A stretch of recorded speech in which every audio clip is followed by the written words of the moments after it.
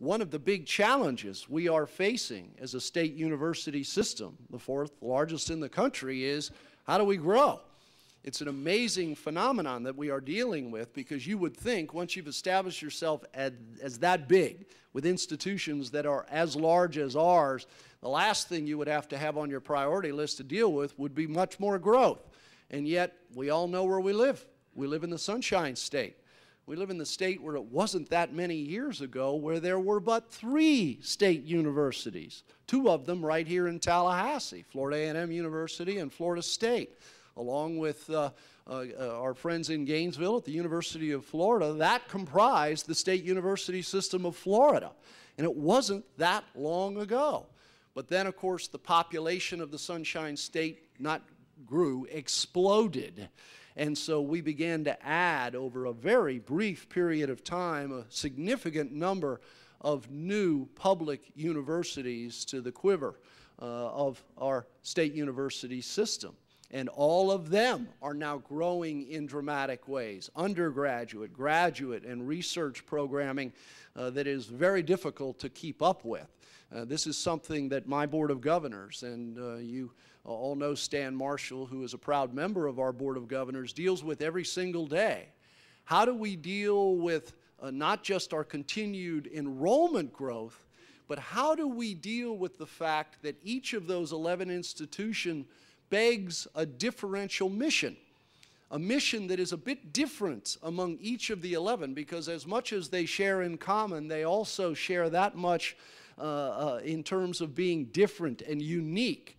Their geography, their demography, their academic programming, their research, for those who do research, is all a bit different.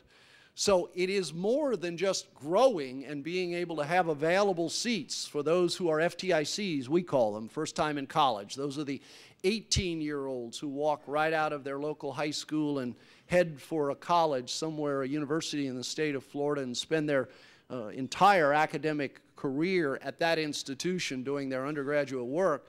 But we also boast an enormous number of students who do their initial stay in a community college or a state college in our system. And then under our legislation, and it, in my opinion, was a genius of contrivance, provides those graduates with an associate degree a guaranteed transfer to a public state university if they want to continue their higher education chase of a baccalaureate degree.